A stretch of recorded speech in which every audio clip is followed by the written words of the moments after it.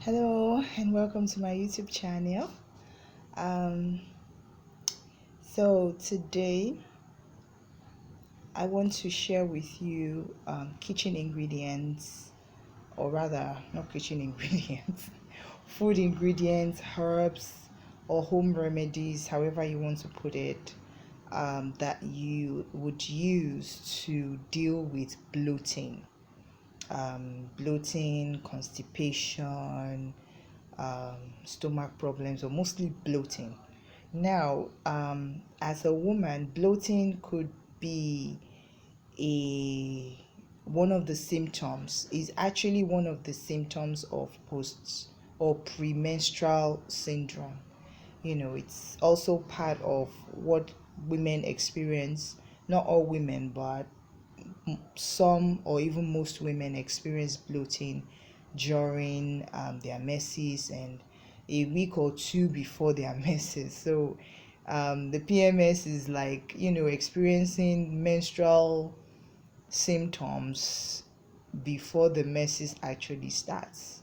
So, they start to have the stomach pain, the bloating, the pain, the aches, and the menses is not there yet. So I guess that is what PMS is. But that's not really what I want to talk about today. I think I addressed that in one of the videos here, but I'm not certain. I have another YouTube channel, so it depends on where I upload this one. So I have one that is called Crown of the Lord, and there is Adioluwa's POV. So, and there is Adioluwa's POV. So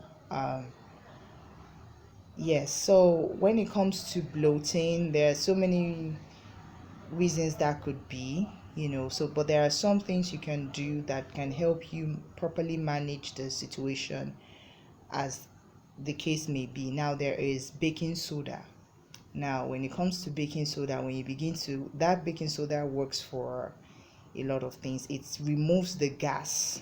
The issue of bloating is that the gas develops in the stomach and then stays there and begins to cause pain and begins to maybe acid reflux or something. But when you take baking soda, bicarbonate of soda, um, sodium bicarbonate, however it is you find it, you probably find it under any of those three names. You take like half a teaspoon, mix it with warm water, like you're trying to mix tea or something. So you mix it with warm water and then you drink it. When you drink it, you begin to belch. Sometimes you might begin to belch and gas simultaneously, and then you now begin to feel that the pressure in your stomach is going down. And of course, you could also have bowel movement as well. So if you are constipated at that time, if you take that baking soda, what happens is that it makes sure that it clears, that lingering feeling that there is still fissile, some stuff that needs to come out from your intestines and it's just stuck there. So it induces intestinal movement to release whatever it is that is in it so that you can feel lighter and relieved, so to speak. So once you take it, prepare to have a bowel movement anytime, within the next, maybe the next 12 hours at most, but the gassing will go. So whatever it is in between the gases would also go as well. So that is one. Then there is cloves. Now, clove is one that is very fantastic when it comes to stomach health. It's actually a spice. Some people grind it, and most times it's grinded and added to soups, stews, whatever it is. Sometimes even added to salad. Depends on what you like. You can add it to any of your food. It's a very healthy spice, as a matter of fact. But when it comes to stomach health, it's is one of the things that you must have, like your first aid, um, you know, food ingredients for bloating. Now, what you would do is that if you know that you constantly suffer from constipation, you constantly have stomach pain, you constantly have what is it called now? Bloating. You constantly feel constipated. Like if there is always one thing or the other going on with your digestive and excretory system. Like those two systems of your body just, they have a mind of their own in just stressing you. So what you do is that every day, last thing at night, you take two pieces of cloves. You take two cloves. I rinse mine, you know. You take two cloves, you chew it, and then drink warm water on it, last thing at night. Of course, it also helps you to, like, it's also good for dental health as well. So you notice that there are some toothpaste you see in the market that will say this contains cloves. It's also good for the teeth.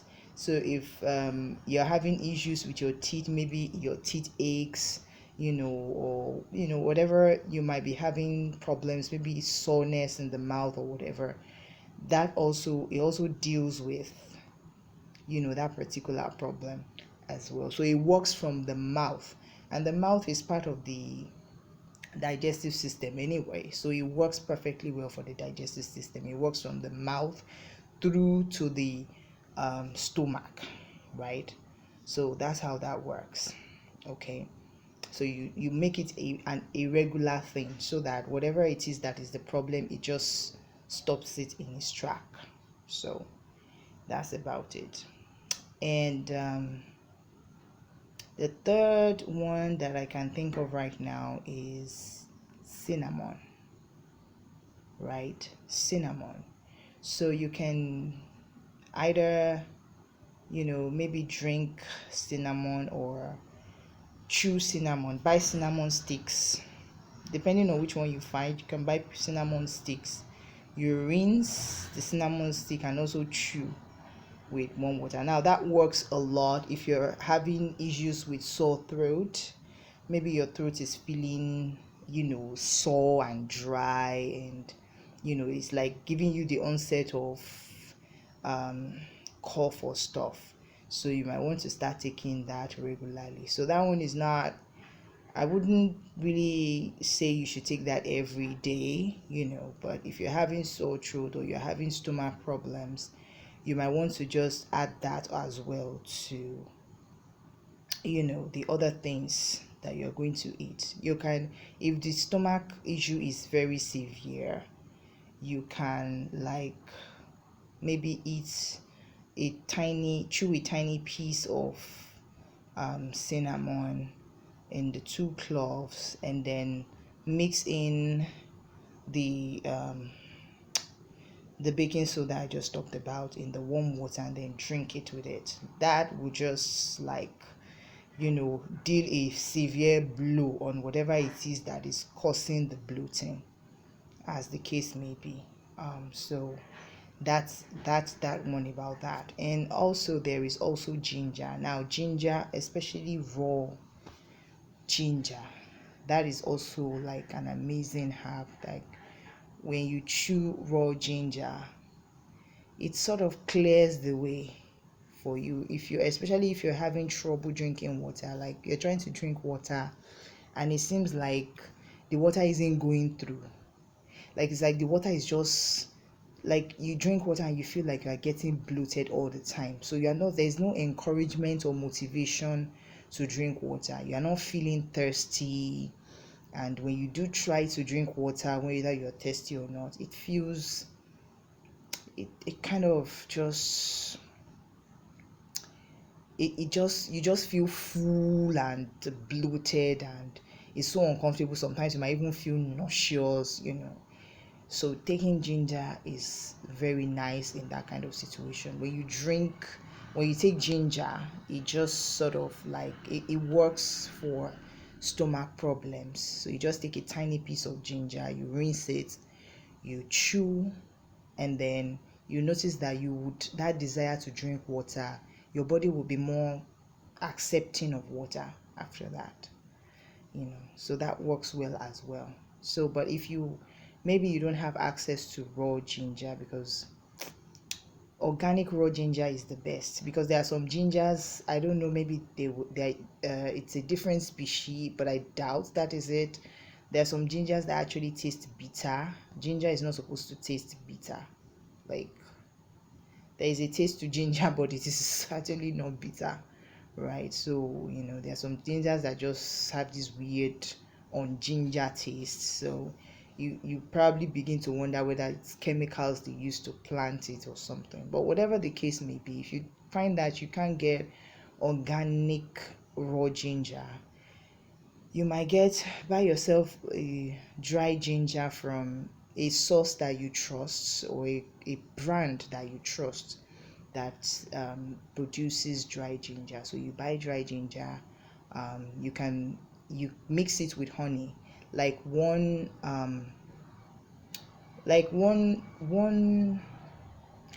we're still talking on stomach issues now, especially bloating. Like, you mix like a teaspoon of ginger with a teaspoon of honey, right? So that will also work for, if you're having sore throat or something, that will also work, perfectly well. It works from the throat to the stomach. So yeah. So if you're having, maybe you're probably feeling the symptoms of an onset of a cold, right? And sore throats, maybe coughing or sneezing or something like that. It's like it starts with the throat. When you begin to feel weird in your throat, your throat is feeling cloggy, your mouth gets sour quickly. Like, you wake up in the morning and you can't even swallow your own saliva. Like, you feel the tastes of, I don't know. The taste in your mouth is just something else, and you're like, "Ah, but I took this, I took that," so it's just like a build up. So that's when you now start using all these herbs, just to like fight it and get it from the onset. So you mix the 1 teaspoon of ginger with honey, and then you lick it. So I mean, it's sweet, isn't it? Right? But it works perfectly well to prevent um, cold and cough and catarrh, as the case may be. So you just lick it. It's like you're taking sweet, so you can 1 teaspoon. So it's going to be a hot sweet, sort of, because it's going to be spicy, because it's spicy, but the sweetness will just help make everything better. Some people will tell you that taking ginger taking in ginger might cause the lining of the stomach to wear out. Well, that is if you're taking it too much and you're not taking something like honey to with it. So the use of honey is that honey is antibacterial, but it's sweet, and it also sort of like, how will I put it now? It's like a softener, like in places where spices might cause damage in the body, or because of the sharpness of it. The honey would protect the intestinal lining and the stomach lining from getting hurt from the ginger. So the point of taking natural, that's why it's called first aid. So you have to pay attention to what is going on in your body. You don't wait until you have a diagnosis, or a symptom has been showing. You just ignore it until you can't ignore it anymore. The thing about natural is that it catches things from the onset. So when you begin to feel different from normal, you understand, you have to pay attention. Maybe you write down how you feel, and then you now begin to look around you, look at your kitchen ingredients, what will work, and then you use them. So you don't just ignore it and keep moving or something. So once you can catch a one of these things at the early stage, that is when the all these remedies, home remedies, would work well. But when you now have a diagnosis and then you're now trying to use how will I put it now? You're trying to use natural means to deal with it. It will take its time to work because it works from the root, not from the top. So how nature works is that if you look at a health problem as a tree, that's the best way to describe this. You look at a health problem as a tree. So normal medicine is just cut the tree down and you don't see the tree again, but the root is still there. Now, natural medicine or home remedies, they go to the root first. So they go into the earth, then they keep traveling down, down, down until they get to the last tip of the root. Then they now begin to damage that problem from the roots upward. So if the root is as long as 10 feet, for example, they have 10 feet of a problem to deal with, and that could take long. You understand? So the symptoms will still be there, meaning that the tree will still look like it's standing, but the root is being damaged. Do you understand? So by the time it gets to the top, that problem is not going to survive it. That tree is just gone, so to speak. But if you just cut down the tree, it could grow again. In fact, it will grow again. That's just the truth. So that's why some people say, oh, the symptoms went and then it came back again. But when it's dealt with naturally early enough, it goes, and that's just about it. Of course, there you have to have a situation where you maintain, make sure that you keep using these things, especially when they work, so that you won't have a problem of it coming back again. Yeah, so I've pulled your ears long enough. Thank you so much if you have watched this far. I hope that you would find at least one thing that will help you in all that has been said so far. See you next time. Shalom.